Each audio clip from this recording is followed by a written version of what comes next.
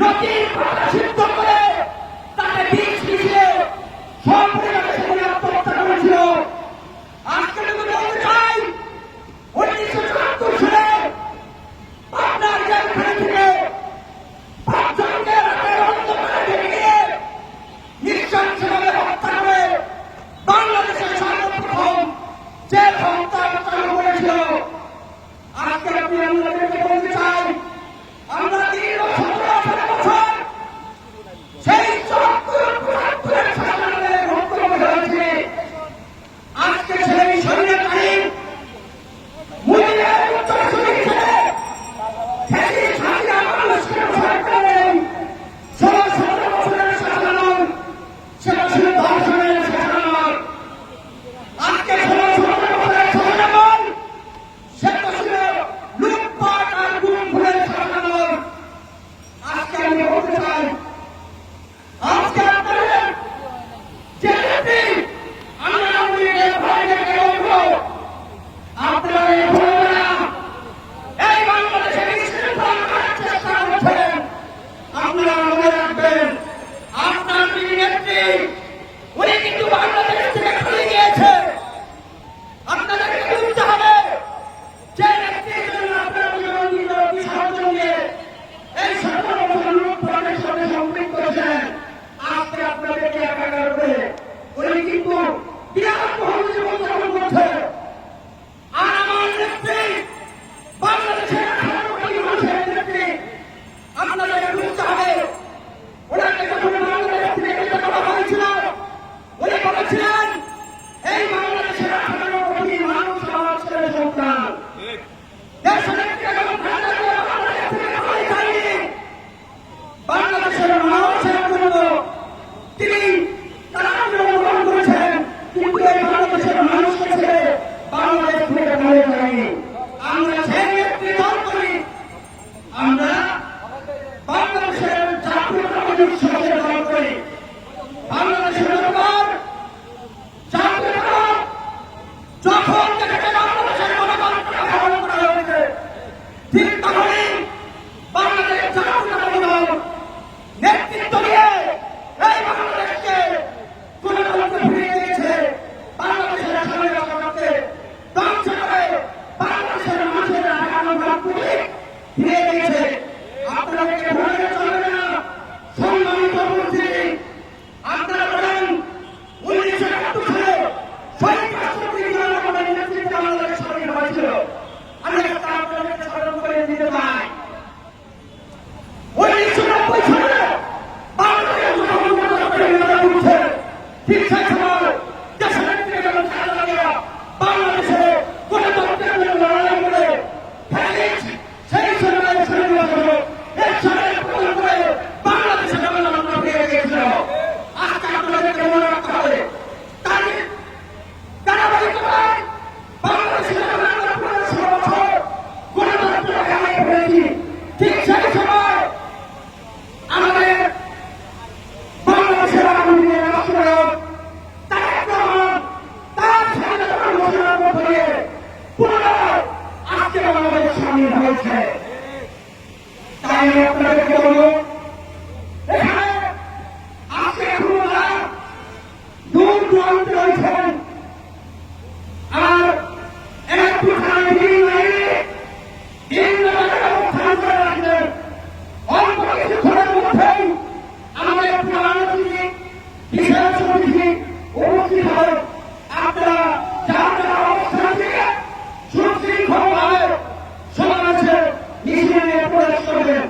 আমি আপনাদের কাছে এই তথ্য দেখে আমার সংক্ষিপ্ত বক্তব্য এখানে শেষ করছি।